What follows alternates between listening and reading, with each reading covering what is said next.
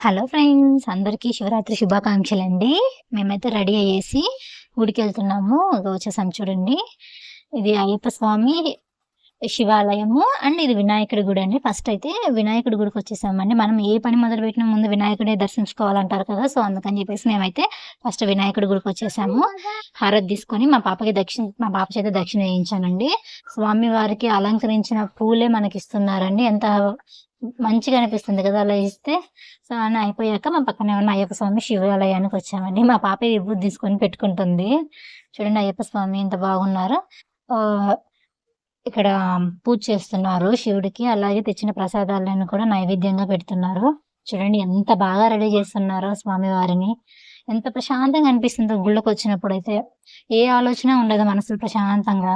So, స్వామివారికి పూజ చేసేసాక మా పాప చూడండి గుడంతా పరీక్షిస్తూ ఉంది. నేను కూడా దండం పెట్టుకున్నాను. ఎంత బాగా రెడీ చేశారు అమ్మవారిని, శివుడిని. సో, ప్రశాంతంగా ఎంతసేపైనా ఉండాలనిపిస్తుంది. కానీ ఇంకా మా పాపకు నిద్రొచ్చిందని వచ్చేసాము. బయటకొస్తే ప్రసాదం పెడుతున్నారు. ఇంక ప్రసాదం తీసుకొని మేము ఇంటికొచ్చేసాము. ఇంటికొచ్చాక మా బుడ్డది చూడండి అసలు వినాయకుడు స్వామి కాడ ఇచ్చిన పూలని ఇలా మొత్తం తెంపేస్తుంది. రోజ్ ఫ్లవర్ అయితే మా పాపకి పెట్టేసాను. నేను పెట్టుకుందాము అనుకుంటే మా పాప చూడండి పూలన్నీ